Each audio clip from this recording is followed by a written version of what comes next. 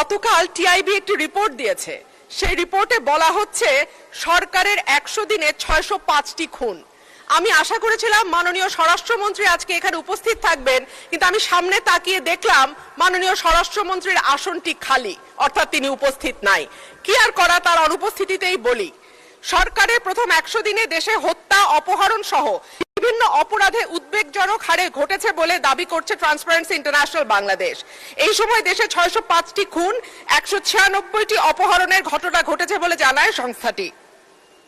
প্রতিবেদনে দেয়া পরিসংখ্যানে দেখা যায় মার্চ ও এপ্রিল মাসে মোট 605টি খুন, 294টি ছিনতাই, 90টি ডাকাতি, 196টি অপহরণের ঘটনা ঘটেছে। পুলিশের উপর হামলার ঘটনা ঘটেছে 129টি, চুরির ঘটনা 2214টি।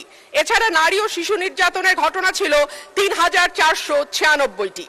আলোচিত সময় ধর্ষণের শিকার হয়েছে 78 থেকে 102 জন, গণধর্ষণের শিকার 30 থেকে 36 এবং ধর্ষণের শিকার শিশুর সংখ্যা 49 থেকে 71 জন।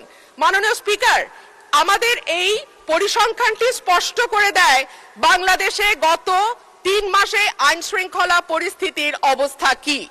আমি বলেছিলাম যে এই সরকারের অর্থনীতি এবং আইন শৃঙ্খলা এই দুটো বিষয়ে যারা মন্ত্রণালয়ের দায়িত্বে আছেন তাদের উপরে নির্ভর করবে 50 ভাগ এবং বাকি 50 ভাগ অন্যান্য মন্ত্রণালয়ের উপরে, যে এই সরকারটি কতটুকু সফল বা ব্যর্থ হবে। আজকে মাননীয় স্বরাষ্ট্রমন্ত্রী সংসদে উপস্থিত থাকলে আমার পক্ষে সহজ হতো আরো স্পষ্ট করে বলা যে এই সরকারের সফলতার 50 ভাগ দায় অর্থ এবং স্বরাষ্ট্রমন্ত্রীর উপর নির্ভর করে। সুতরাং মাননীয় সদস্য, আপনাকে ধন্যবাদ।